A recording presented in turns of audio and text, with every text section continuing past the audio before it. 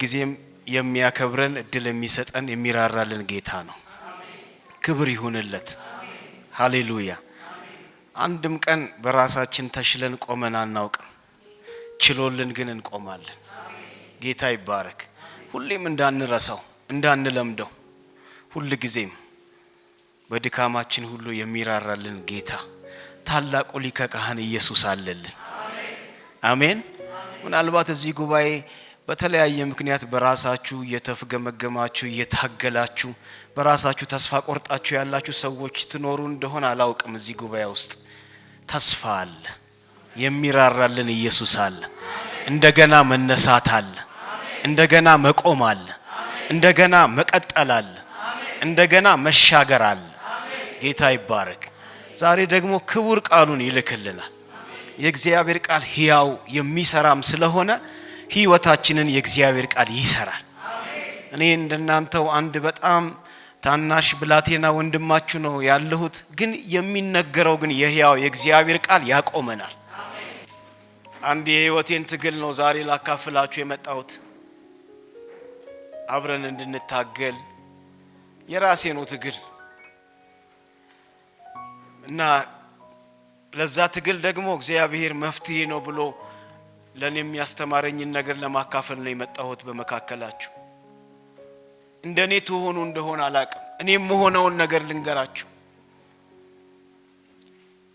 በጣም ደስ የሚል እግዚአብሔር አምላክ በህይወቴ ሊያደርግ የሚፈልጋቸውን ነገሮች ሁሉ አድርጎልኝ በጣም የተሳካለትና የሰመረ ህይወት ውስጥ ስገባ ደስታዬም ወደር አይኖረውም። ለያዥ ለገናዥ እስከማስቸግር ድረስ በጣም በቃ ማገለገሉም ማምለኩም በቃ ይሄ ለሰው የሆነ ነገር መሆኑም በቃ ማያረገኝ ነገር የለም። የዛኑ ያክል ደግሞ አንዳንዴ እንዴ ጌታን ተከትየው አውቃለሁ ወይ ብዬ በራሴ እስከምደነግጥ ድረስ የእብደት ሐሳብ ሳስብ ምንድነው የምትስቁት?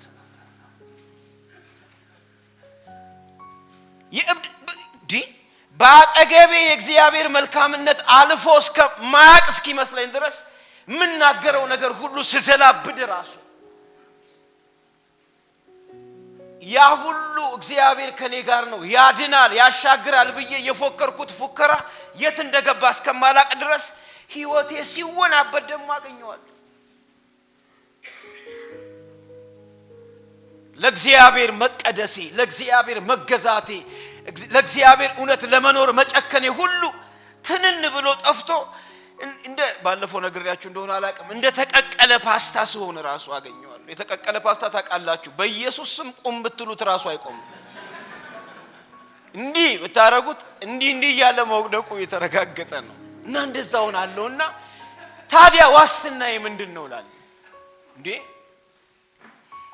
በእግዚአብሔር ቤት ውስጥ በተጠራውበት መጠራት ጸንቼ እስከ መጨረሻው ድረስ በድል ለማጠናቀቅ ዋስትናዬ ታዲያ ምንድነው ላል ምንድነው ምሻለኝ ይላል። አንዳንድ ጊዜ በቃ እቧጥጣለሁ፣ ግራ ይገባኛል፣ አዝናለሁ፣ በራሴ ዲስአፖይንትድ ሆናለሁ። በቃ የኔ ትግል ምናልባት ያንዳንዶቻችሁ ትግል ይሆን ይሄ እንዳንድ ቀን በቃ ያለናንተ በቃ ለመላእክ ትንሽ ሲቀራችሁ አይነት ሰው ሁሉ የሚቆጥራችሁ ሆናችሁ አንዳንድ ቀን ደግሞ የሰይጣን ቁራጭ አይነት ባህሪ የምታሳዩ ንጭንጫችን ተስፋ መቁረጣችን በስጭታችን ማጉረምረማችን ደግሞ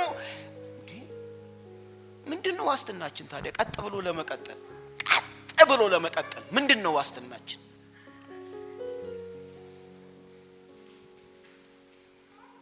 እንደ እስራኤላውያን ማለት እኮ ነው። ያን ሁሉ ጉደኛ ተአምራት አይተው ከግብጽ ምድር ነፃ አወጣቸው ማለት ከበሯቸውን አነሱ፣ ደለቁ፣ ያለ እግዚአብሔር ማንም የለም እያሉ ዘመሩ፣ የነፃነት ዝማሬ ዘመሩ፣ አከበሩ፣ አመለኩ፣ አሸበሸቡ። ትንሽ ፈቅ ሲሉስ አንቆ የሚይዝ የህይወት ተግዳሮት ሲገጥማቸውስ ያ የበረከት ቃል ያወጣ አፍ የእርግማን ቃል። ሩቅ እንዳትሄዱ የኛው ኑሮ እኮ ነው ይሄ። የታለ ልታጠፋን እንዴ? ያን ሁሉ ገራሚ የሆነ ተአምራት አድርጎ ያወጣ ጌታ አሁን በዚች በትንሿ ነገር እንዴት ይታማል? ያን ሁሉ በቃ አስደናቂ የእግዚአብሔር ክንድ ተገልጦ የእግዚአብሔር ማንነት አይቶ የወጣ ሕዝብ ውሃ አጣው ብሎ እንዴት ነው እግዚአብሔር ላይ በአመጽ የሚነሳው? ዋስትናው ምንድነው? በማግኘትም በማጣትም በከፍታም በዝቅታም በደስታም በሐዘንም ለጌታ ታምኖ እንደ አርበኛ ለመጨረስ ዋስትናችን ምንድነው?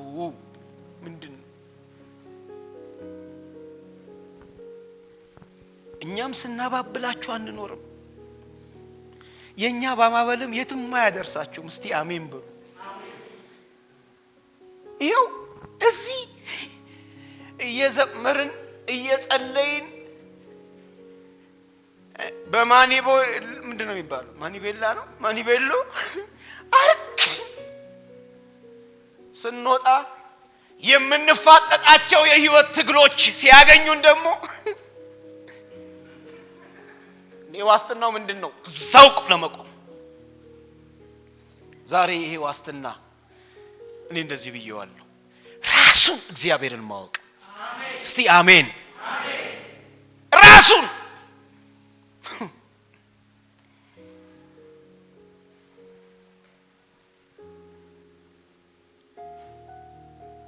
ስለ እግዚአብሔር አላልኩም።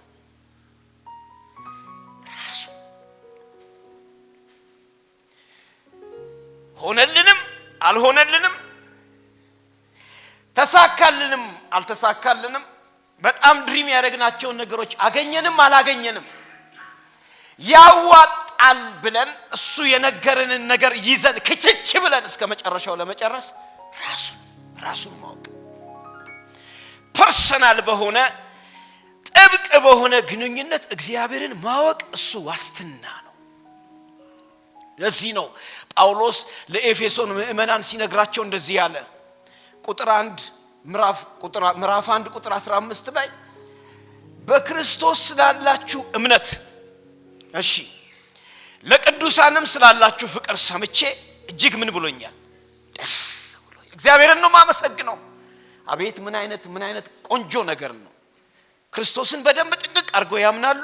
ከዛስ ለቅዱሳን ደግሞ ያላቸው እግዚአብሔር ጋር ብቻ የቀረ ነገር የላቸውም። ለቅዱሳንም ደግሞ ምን አላቸው? ፍቅር አላቸው።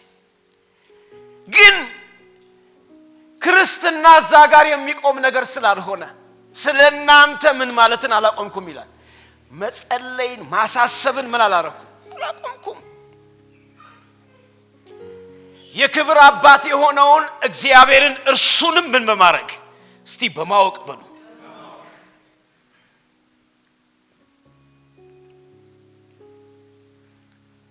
የጥበብና የመገለጥ መንፈስ እንዲሰጣችሁ አሁንም በእግዚአብሔር ፊት ስለናንተ ለምናለሁ። አዎ ጥሩ ነው ክርስቶስን ታምናላችሁ። አዎ ጥሩ ነው ለቅዱሳን ያላችሁ ፍቅርና ለነሱ ያላችሁ መልካምነት ቆንጆ ነገር ነው። ግን ህይወት እሱ ጋር አያበቃም። ከዛ የሚቀጥል ከዛ የሚያድግ ከዛ የሚሰፋ ነገር ስላለ ህይወታችሁን እንደ መድህቅ ይዞ ሊያቆም የሚችል የመገለጥ ዕውቀት ያስፈልጋችኋል። እዚህስ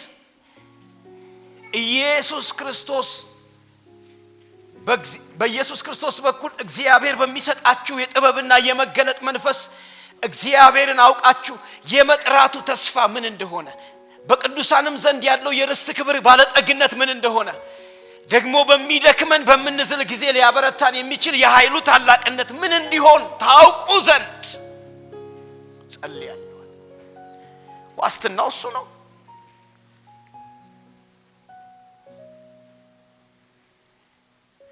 እግዚአብሔር ከሚያጋፉ ወገን አያደርገን። ዝም ብለው ከሚያጋፉ ዝም ብለው ቤተክርስቲያን የምታዘጋጃቸውን መርሃ ግብሮች እየተሰበሰቡ እየተካፈሉ እነዚህ ሁሉ መልካም ነገሮች ናቸው። ግን እንደሱ ብቻ ያደረጉ ዝም ብለው ከሚሄዱ ወጣ ብሎ ራሱ ማናት እነዛ የኤማውስ መንገደኞች ትዝ አይሏችሁ? እኔ ያስደነግጠኛል እኮ እሱን ሳጠና ከኢየሱስ ክርስቶስ ጋር እግር በእግር አብረው ሲያገለግሉ አብረው ሲጓዙ የነበሩ ናቸው። የኢየሱስ ክርስቶስን ትምህርት እኮ አፍ ለአፍ ሲሰሙ የነበሩ ናቸው።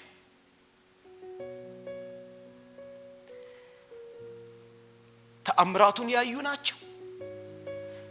ይሄ ብቻ አይደለም፣ በህይወቱ የሚደርስበትን ብዙ መከራና ትግል ቃል በቃል የነገራቸው ናቸው። እንደው ሰርፕራይዝድም እንዳይሆኑ እኮ ነው። እሺ ትምህርቱስ ተአምራቱስ ይሁን፣ ግን መከራውን አልነገረንም እንዳይሉም ነግሯቸዋል መከራውን። ይሄ ብቻ መሰላችሁ? መከራ ይደርስብሃል፣ እሺ እንደው ምን አይነት ጉድ ነው ብለው ደንግጠው እንኳን ፈርተው እንዳይቀሩ ተስፋውንም አብሮ ነግሯቸዋል። እነሳለሁ ደግሞ አለ፣ ሞቼ እኮ አልቀርም ብሎ ነግሯቸዋል። አልነገራቸውም እንዴ? ነግሯቸዋል እኮ። አሁን ይሄን ሁሉ ዝርዝር ነገር የሰማ ያየ መንገድ ይቀይራል ተብሎ ይታሰባል? እንደው ምን ጉድ ነው? ለካ መረጃ በያዘ አይደለም፣ ለካ ተጠግቶ ባየ ብቻ አይደለም፣ ለካ ቀርቦ ተጠግቶ በደንብ ባወቀ በተገነዘበ ባስተዋለ በገባው ነው። ለካ እኛ የምንታለለው እኮ እንደዛ ነው። እንደኔ እንደዚህ አይነት እድል የምናገኝም ሰዎች ስናጸልይም የእግዚአብሔርንም ቃል ስናስተምር በተለያየ አጋጣሚ መጽሐፍ ቅዱስ ጥናቶች ላይም በደንብ ተንትነን የሰውን አፍ እስከሚያስከፍት ድረስ የእግዚአብሔርን ቃል ጥቅሱን ሁሉ በደንብ ግርግሩን አምጥተን ስለምናረግ ያወቅነው እየመሰለን፣ ኧረ አላወቅነው። ያወቀማ ኑሮ ራሱ ያስታውቃል። እንዴ ብዙ ኢንፎርሜሽን፣ ብዙ መረጃ፣ መጽሐፍትን ብዙ ነገር፣ እነዚህ ሁሉ በነገራችን ላይ በጣም መልካም ነገሮች ናቸው። ሚስኮት እንዳታረጉኝ። በኋላ ደግሞ እንዲህ ብሏል ብላችሁ መጽሐፍ ዝጉ። እኔ አላልኩም። ግን እሱ እግዚአብሔርን ማወቅ አይደለም ነው ያልኩት። እንደዚህ እያላችሁ አንዳንድ ሰፈር እንደሚያደርጉት መጽሐፍ ቅዱስ ትምህርት ቤት የገባውን ሰው ሁሉ ደረቅ እያሉ አያስፈልግም ምናምን የሚሉ ሰዎች አይደለም። በጣም ነው የሚያግዘው። እኔም ተምሬያለሁ። ግን መረጃ የያዘ ሁሉ እግዚአብሔርን ያውቃል ማለት እስቲ እንደዚህ አንዳንዶች ዝም ብላችሁ አፈጣችሁ አትይኝ እንደዚህ ይበል።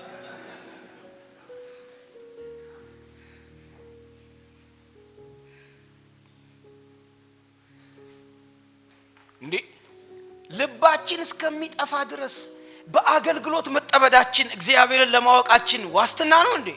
አይደለም። እንዲህ በሉ በደንብ በቃ ዛሬ በቃ አይደል ልባችሁ ውልቅ እስኪል ድረስ ማአት አገልግሎት ውስጥ ማገልገል በጣም አሪፍ ነገር ነው። እንዲያውም የማያገለግል ሰው ነው የሚበዛው። ማታገለግሉ ሰዎች እንዲያውም እየለመናችሁ አገልግሉ። በዚሁ እግረ መንገድ እንግነገራችሁ ማንንም አይለምናችሁ። እንዴ አገልግሎት ለምን ነው የምታገለግለው? የሚለምን ሰው አለ እንደዚህ ስርዓት ያርጉ። በቃ በዚሁ አጋጣሚ ግን በጣም በአገልግሎት ውስጥ የምንሳተፍ ሰዎች እንዳንስት እኮ ነው። ፒዚ ሆነን እዛም ስንፈለግ የምንገኝ በጣም ተፍተፍ የምንል ሰዎች አገልግሎት አባዜ ውስጥ በጣም መጦዛችን እግዚአብሔርን ለማወቃችን ዋስትና እንዴ? በደንብ እያሸረገደ ከኢየሱስ ጋር ያገለግላል ነበርም እንዴ ያ ይሁዳ? እና ያን ሁሉ ነገር አይቶ በ30 ብር ለመሸጥ የደፈረ ሰው እኮ ነው አገልጋይ ሆኖ። በማገልገልማ አገልግለዋል እኮ። ማቴዎስ 7 ላይ የተጠቀሱት እነዛ ሰዎች በስምህ አጋንንት አላወጣንም አላሉ? አወጡ እኮ። ባለፈው እዚህ አንስቼው እንደሆነ አላቅም። እነሱ እኮ ካወጧቸው አጋንንቶች ጋር ራሱ ሳይገናኙ ይቀራሉ መጨረሻ ላይ። አንድ ሰፈር እና ያገለገለ ያስጨበጨበ አዋራ ያስጨሰ በጣም ብዙ የምንደነቅባቸው ነገሮች ሁሉ ያደረገ ያገለገለ ሁሉ ያገለገልን ሁሉ እኔንም ይጨምራል። ይሄ እግዚአብሔርን ለማወቃችን ዋስትና ማረጋገጫ አይደለም። አንዳንድ ጊዜ እንስታለን። በ4 ኪሎ አማኑኤል፣ በመካኒሳ መካነ ኢየሱስ፣ በየረር ሙሉ ወንጌል በምን በሉት አንድ የሆነ ፎርማል የሃይማኖት መጠለያ ውስጥ መሆናችን ራሱ እንዳያስተን። ፕሮቴስታንት የሚል ከሌላው የእምነት ጎራ የተለየ አንድ የሆነ ጥላ ውስጥ መሆነን የሆነ የምናደርገው ሪቹዋል ስላለን እግዚአብሔርን እናውቀዋለን ማለት ከዛ ያልፋል። እነዚህ ኢየሱስ እኮ አብሯቸው እየሄደ እነዚህ አብሯቸው እንኳን ተነስቶ እኮ ነው ተነስቶ እንዴት እንዴ ይሄን ሁሉ ተስፋ ሰምቶ ሰው ሁሉ ይሄ ሁሉ ነገር ዘንቦበት አንዳንድ ሰው በጣም ህይወት ቀያሪ ነገር ቁጭ አርገ መክራው ነግራው ስለ እግዚአብሔር ሁሉ ነግራው በቃ ተነሳ አቅጣጫ ቀየረ ስትል ጭራሽ የሚብስበት ሰው አልገጠማችሁም? ኢየሱስ አብሯችሁ ይሄዳል። ምንድነው ወዴት ነው የምትሄዱት ይላችኋል። ይሄ አንተ ደግሞ እንግዳ ነህ እንዴ? ለራሱ አረ እግዚአብሔር ይጠብቃል። ለራሱ ለህይወት ራስ ሞትን አሸንፎ ለተነሳው ለኢየሱስ አልሰማም። ጉራውን ሲነዛ የነበረው ለራሱ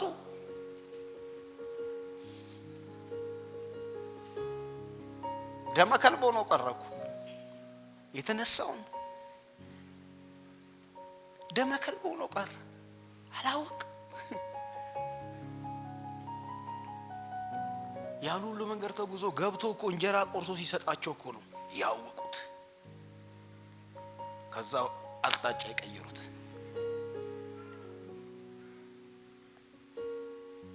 የኔ ቢጤ አይነቶች ከሆናችሁ አልሰለቻችሁ?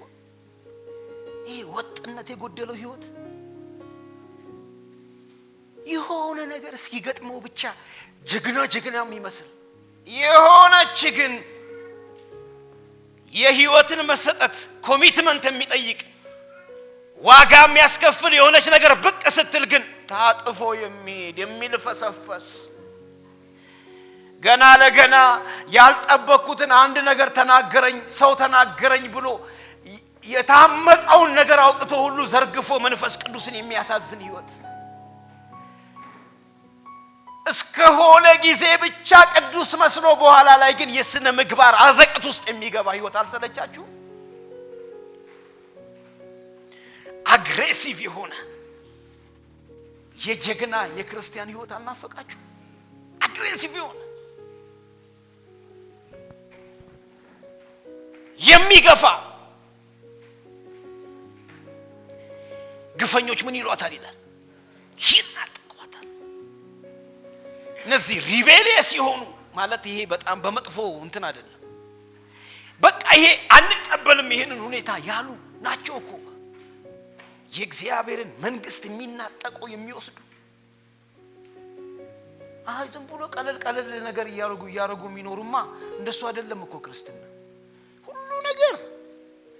ሁሉ ነገር እስከተስተካከለ ምቹ እስከሆነ ድረስማ እሱ አይደለም፣ እሱኛው ክርስትና አይደለም። ቀጥ ብሎ ለመቀጠል ለዚህ እንዳንሳሳት እግዚአብሔርን ማወቅ ታውቁታላችሁ ወይ ብዬ ልጠይቅ ነው። እናቀዋለን ወይ ብዬ ልጠይቅ ነው የመጣሁት ዛሬ ጠዋት። ታውቁታላችሁ? ጳውሎስ እንደዚህ ያለ ያመንኩትን ምን አደርጋለሁ?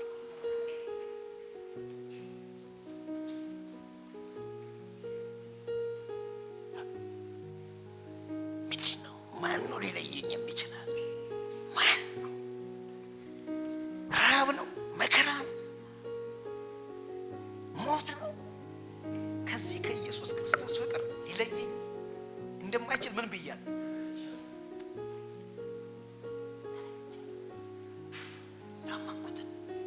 ያመንኩትን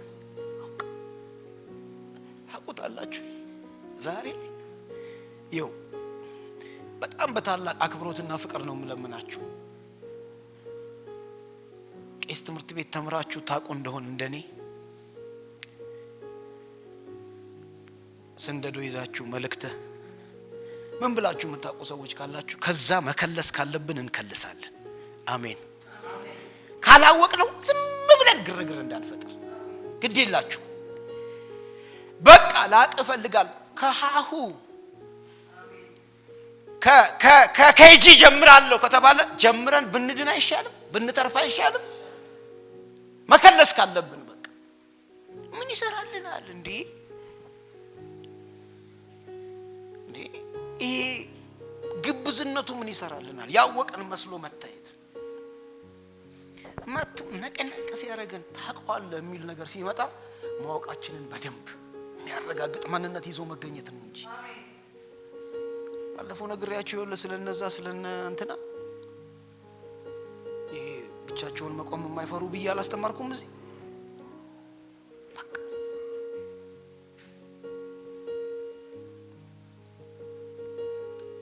ወዳጆቼ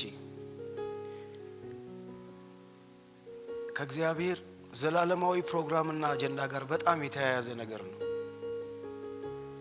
እግዚአብሔርን ማወቅ አይደል? ዮሐንስ ወንጌል ምዕራፍ 17 ቁጥር 3 ምን ይላል? ላንብብላችሁ እናንተ ቤታችሁ ሄዳችሁ ታነቡታላችሁ።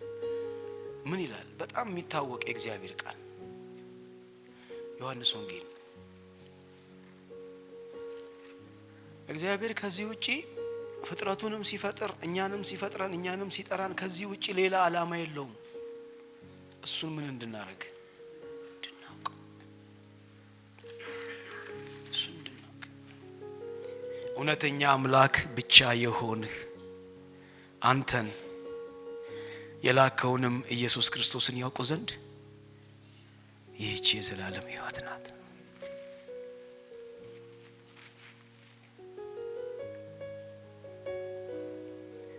እውነተኛ አምላክ ብቻ ይሆን ካንተን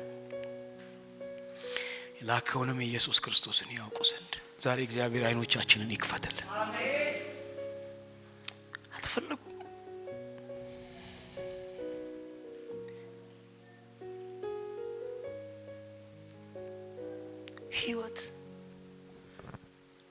ህይወት የሚለካው እዚህ ምድር ላይ በምንሰበስበው ሀብት አይደለም ወዳጆች። እዚህ ምድር ላይ በመናካበተው ዝና አይደለም። ኤርሚያስ በ9ኛው ምዕራፍ ላይ በጣም ቁልጭ አርጎ ነግሮናል እኮ። ላንብብላችሁ ነኝ በደንብ ልብ ብላችሁ ስሙኝ።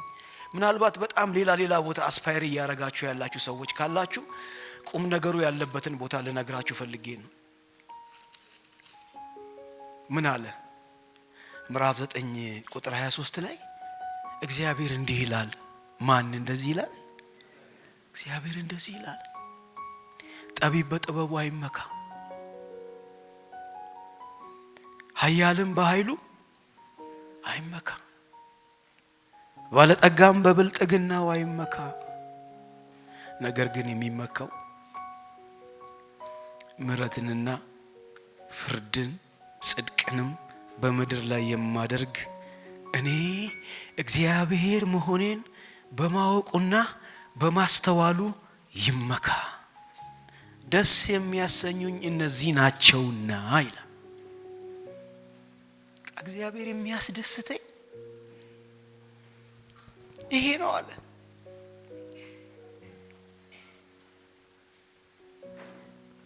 በኃይልም በባለጠግነትም በጥበብም ለመመካት ደፋ ቀና ምንል ሰዎች እንድንሆን አይደለም እግዚአብሔር የሚፈልገው። ደስ የሚያሰኙኝ እነዚህ ናቸው። እኔን ማወቅ፣ እኔ መሆኔን ማስተዋል፣ ምሕረትን ፍርድን ጽድቅንም በምድር ላይ የማደርግ እኔ መሆኔን። እግዚአብሔር አምላክ ይርዳን። እግዚአብሔርን ማወቅ እግዚአብሔር እኛን ከፈጠረበት ዘላለማዊ አጀንዳና ፕሮግራም ጋር መያያዙ ብቻ ሳይሆን እግዚአብሔርን ማወቅ በእለት ተእለት ኑሯችን ከምናሳየው ስነ ምግባርም ጋር የተያያዘ ነው።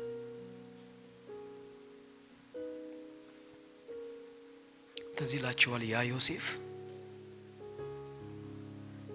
ዮሴፍ ያ ለግላጋ ወጣት ዮሴፍ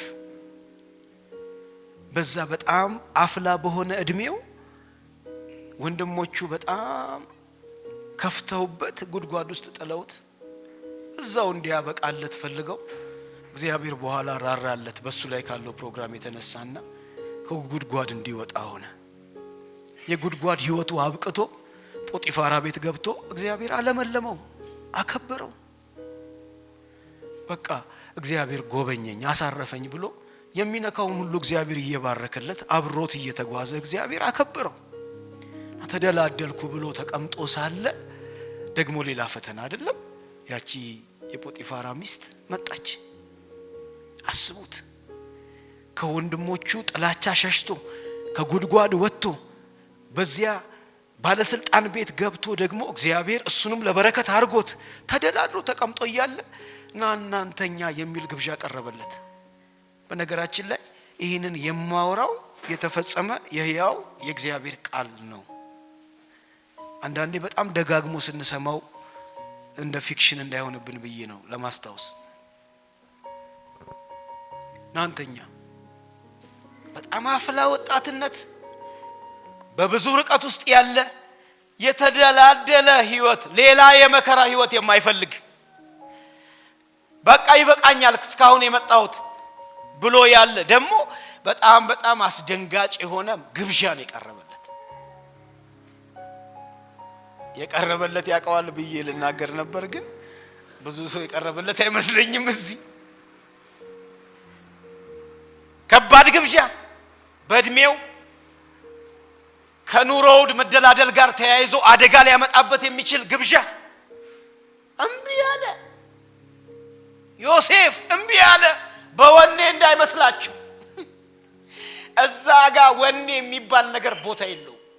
ዘራፍ የእግዚአብሔር አሽከር ምናምን ሁሉ ብትል አይሆንም። እዛ ጋር አይሆንም። የሆነ የእግዚአብሔር ቤት ብዙ ዘመን ቆይታ እዛ ጋር ምንም የሚሰራል ነገር የለም። አይፈይድልም። እምቢ እና እምቢ ያየኛል የሚል ዕውቀት ይዞ ታገለችው አይልም። ከታገለች መቼም ታግላይ ነው። እምቢ ብዬ ነበር ብሎ ለመግባት ራሱን የሆነ ሰበብ አመቻችቶ አይገባም። ጥሎላት ሄደ ይላል። ምን አይነት የቅድስና መሰጠት ነው! ማን አለ እዛ አካባቢ የሚያው ሰው አለ ይላል? ማንም የለም፣ ብቻችንን ነን። ግን እግዚአብሔር የሚያቀው እግዚአብሔር ያየኛል። አንድ ጊዜ አርጌው ንስሐ ገብቼ መለሳለሁ የሚል ዕውቀት ሳይሆን ያለው ይሄንን ነገር ባደርግ አሳፍረዋለሁ፣ አስቀይመዋለሁ፣ አሳዝነዋለሁ፣ ደስ አይለውም ብሎ በጣም ፐርሰናል በሆነ ኢንቲሜሲ እግዚአብሔርን የሚያቅ ዕውቀት ስለነበረው ሆሴ መጽሐፍ ላይ ሄዳችሁ የእግዚአብሔርን ቃል ስታዩ ምዕራፍ 4 ላይ ምን ያህል እግዚአብሔርን አለማወቅ የስነ ምግባር ዝቅጣት ውስጥ እንደሚያስገባ፣ ብዙ አመጽ ውስጥ እንደሚያስገባ ታያላችሁ። እኔ አነብላችኋል።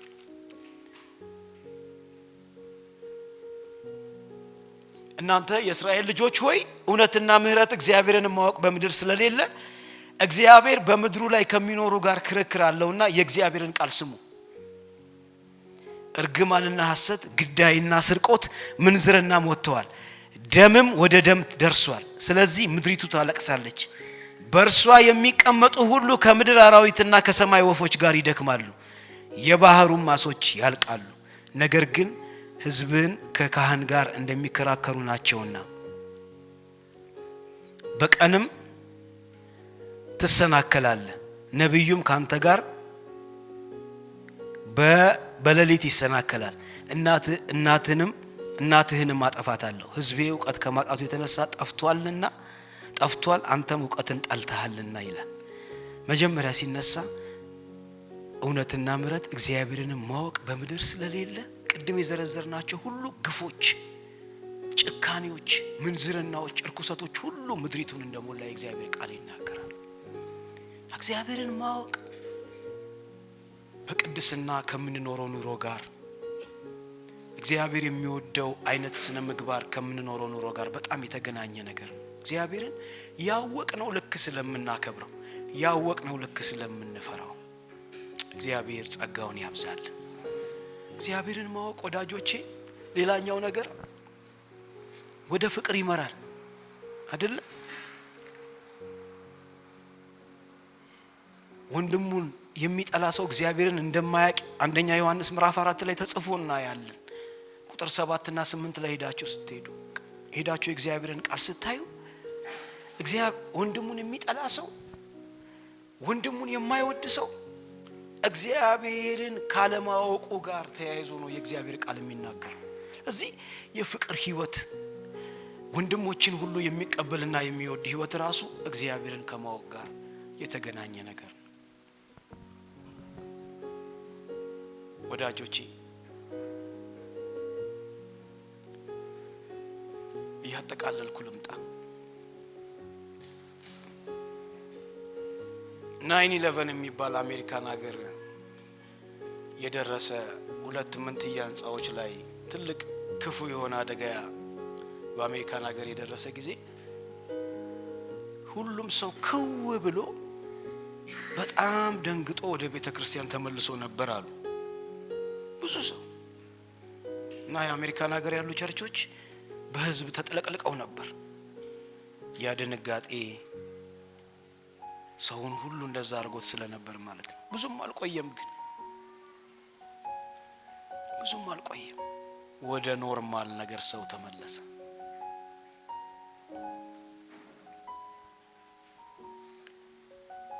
ኮቪድ የሚባል ደግሞ መጣ። የኮቪድ ሰሞን የሰው ሁሉ መንሰፍሰፍ አይታችሁታል?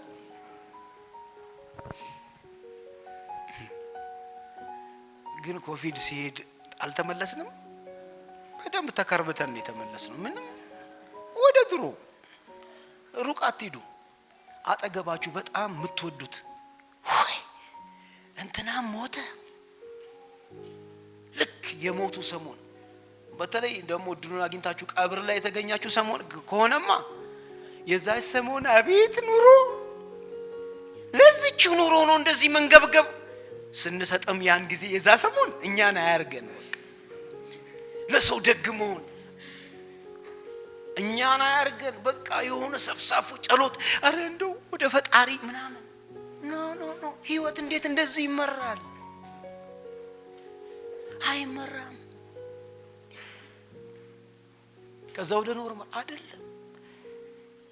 በሁኔታዎች ላይ ተደግፎ ወዲያ ወዲ የሚል ህይወት ሳይሆን ቀጥ ብሎ በማይለወጠው በእግዚአብሔር በራሱ ዕውቀት በጣም ጀግና የሆነ የእምነት አርበኛ ህይወት ኖራችሁ ማለፍ የምትፈልጉ ከሆነ እግዚአብሔርን ወቁ። አሜን። መጽሐፍ ቅዱስ እንደዛ አይደለም የሚለው? ዳንኤል ምዕራፍ 11 ላይ እግዚአብሔርን የሚያውቁ ምን ይላሉ? እስቲ ይበረታሉ በሉ። ያደርጋሉም ይላል። አሜን። ማንን የሚያውቁ?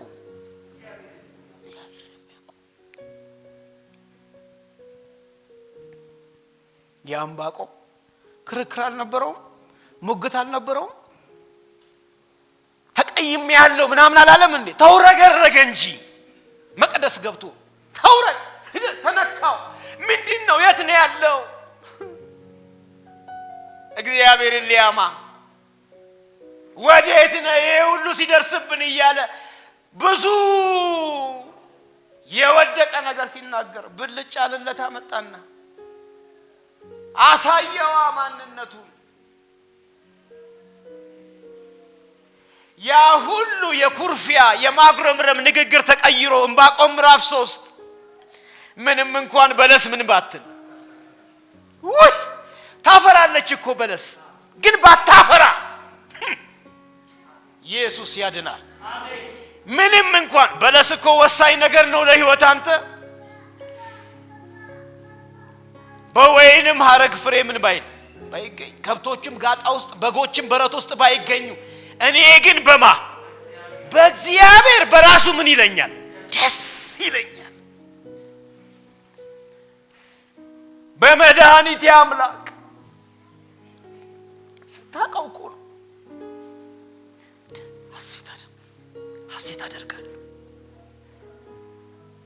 ጌታ እግዚአብሔር ኃይሌ ነው። እግሮችን እንደ ኋላ እግሮች ያደርጋሉ።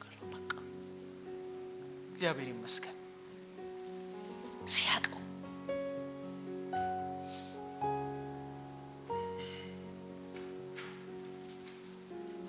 ታውቁታላችሁ።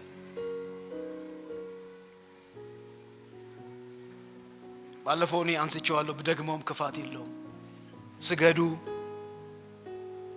ስገዱ ይሄው 7 እጥፍ ጨምር ያለው ሰዓቱን ስገዱ 4 ድከም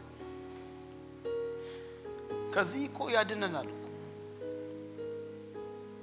ከዛስ እስቲ ባያድነንም በሉ። ዋው ምን አይነት ዕውቀት ነው ይሄ! ሳያድንም ከዚህ ይሻላል። ይሄ ነግረንም የሚገባ አይደለም። የፈለገ እዚህ 12 ክሬዲት አወር እዚህ አስቀምጠን ብንጠቀጠቀ የሚገባ እውነት አይደለም። መቅደስ ገብተ ስትተሻሽ ብቻ የሚገባ እውነት ነው። አሜን። አያድነን። ሰው ሁሉ እኮ ሰዓቷን ፈርቶ ለጥ እያለ ይሰግዳል። አጠገብ ብቻ ትቆማለህ። አያድነኝ ከፈለገ ዋው ምን አይነት ዕውቀት ነው ይሄ! በመገለጥና በጥበብ መንፈስ እግዚአብሔር አምላኩን ራሱን ለማወቅ በመናደርገው መቀራረብ የሚገባ ነው። ያን ጊዜ መጥቶ ቢነቀንቁን ራሱ የትም አንሄድ። አራሰው ሁሉ እንደዚህ ያረግ ነው። ያመንኩትን አውቃለሁ። አሜን አሜን። ወዳጆች ክርስትና የልፍስፍሶች ህይወት አይደለም። አሜን አይደለም። የሆነ በጣም አሪፍ ነገር ስናገኝ ከበሮ መደለቅ አይደለም ክርስትና። ከዛ ደግሞ አረ እንደሱ የሆነ ነገር ስናጣ ደግሞ እንደተነፈሰ ጎማ በእናታረተው ብድቅ አንተኛ እንባስን ጠርጋ እንኖርም ትቆም እንደሆነ ቁም እንዴ! አንተ ቁምና ሌሎችን ለማቆም ተዘጋጅ እንጂ አንተ ላይ እንዴት ነው ብዙ ገና በጣም ብዙ ጉልበት የምንጨርሰው አይደለም እንዴ? አሰራሩ እኮ እንደዛ ነው። እነ ኢያስ የተወሰኑ ሰዎች ያቆማሉ፣ ያበረታሉ፣ ጽኑ መሰረት ላይ ያደርጋሉ፣ የማይነቃነቀው መሰረት ላይ። ከዛስ በተጽናኑበት መጽናናት ሌሎችን የሚያጽናኑ የቆሙ ጀግኖች ይቀጥላሉ እንጂ አንድ ሰው ብቻ እዚህ ይደክምልሃል እንዴ? አይሆንማ። ታይም ኢዝ አገይንስት አስ አንችልም፣ አንደርስም። እንደዛ ከሆነ ቁሙ።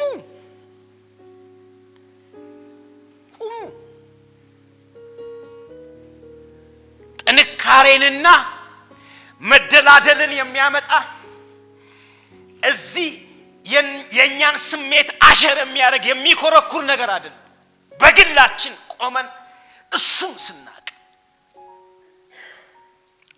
ለማወቅ ምን እናርግ? ልጨርስ በቃ። ለማወቅ ምን እናርግ? በነገራችን ላይ ወደ እግዚአብሔር እንቅረብ፣ ወደ እግዚአብሔር እንጠጋ፣ እንከተለው። ይሄ ቀጣይነት ባለው ዲሲፕሊን የሚደረግ ነገር ነው። ትጋትን የሚፈልግ ነገር ነው። እንደው በአንድ ጊዜ ከሰማይ ዱብ በሚልብን ነገር አይደለም። እናውቀው ዘንድ ምን እንበለው? እንከተለው፣ እንቅረበው። ዲሲፕሊን የሚፈልግ ሂደት ያለው እንደው ዛሬ ደግሞ ድንገት ብድግ ብለን ግለጥ ምናምን አይደለም። መቼ እንደዛው ነው ያውቃል። እስከ ዛሬ ድረስኛውን ባልና ሚስት እየተተዋወቀ አይደል እንዴ? 10 ምናምን 20 ዓመት ምናምን ዓመት እስከ ዛሬ ድረስ እንግዳ ነገር ብቅ እያለ አይደለም እንዴ? ተው እንጂ። እሱንም እንደዛው ነው። ጠጋ ያለው አባ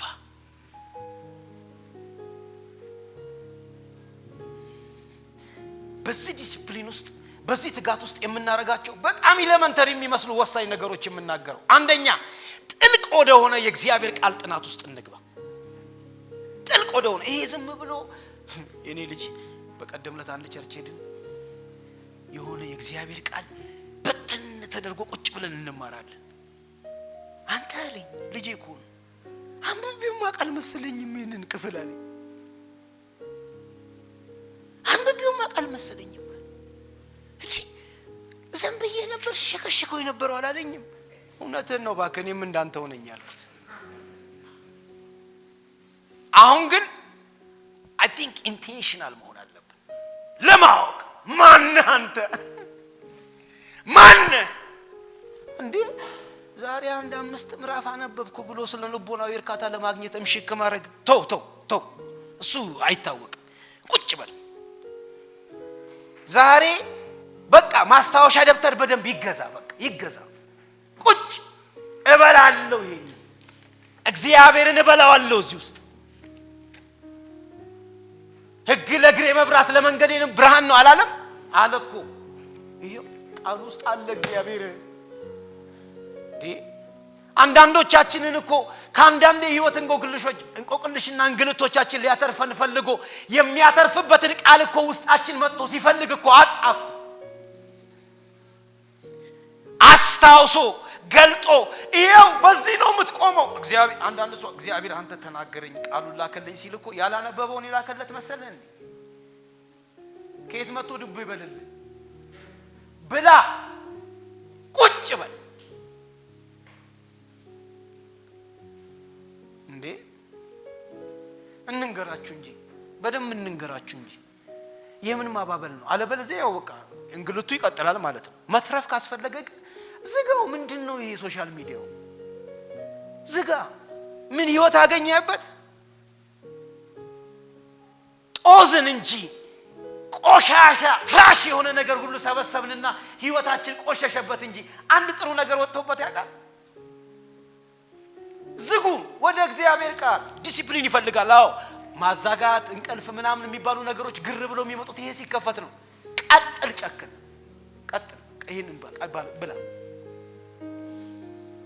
በጣም ያናድዳል። ብዙ ዘመን በእግዚአብሔር ቤት ውስጥ ከቆዩ በኋላ ይሄንን መናገር ራሱ በቃ ምንም ማብራሪያ ያስፈልገውም። አንብቡ ይሄንን የእግዚአብሔርን ቃል። መንፈስ ቅዱስ ያበራል። የጸሎት ህይወታችን ይፋፋ። ይሄ የማህበር የግሩፕ የቡድን ምናምን ነገሮች አሪፍ ናቸው እንዳይቆሙ አያዋጡም። ግን አንተ ራስህ ተገኝ። መንፈስ ቅዱስ እንዲመራ እግዚአብሔር እንዲናገር በህይወት ከእግዚአብሔር ጋር በጸሎት ውስጥ ደግሞ ኢንተርኮርስ ማድረግ መተሻሸት ይኖር። እግዚአብሔር ሲነግረን ደግሞ ሲገልጥልን ደግሞ እግዚአብሔርን ማወቅ መማር ማለት ስላልሆነ እየታዘዙ መኖር ስለሆነ ደግሞ መታዘዙንም አብረን እንያዝ። መጨረሻ ላይ የምናገረው እንደዚህ አይነት የእግዚአብሔርን ማወቅ ጥማት ካላቸው ጋር እያነፈነፈን ህብረት እናድርግ። ያወቅነውን የምናካፍላቸው ያወቁትን የሚያካፍሉን አብረን ወደሱ እንገስግስ የሚሉን ይሄ አሸር ባሸሩንና አየር ላይ የሆነውን አረፋ የሆነውን ነገር የማይፈልጉ ዲፕ ወደ ሆነ የእግዚአብሔር መገኘት ውስጥ ለመግባት ጥማት ያላቸውን እያነፈነፍን ከነሱ ጋር ህብረት እናድርግ።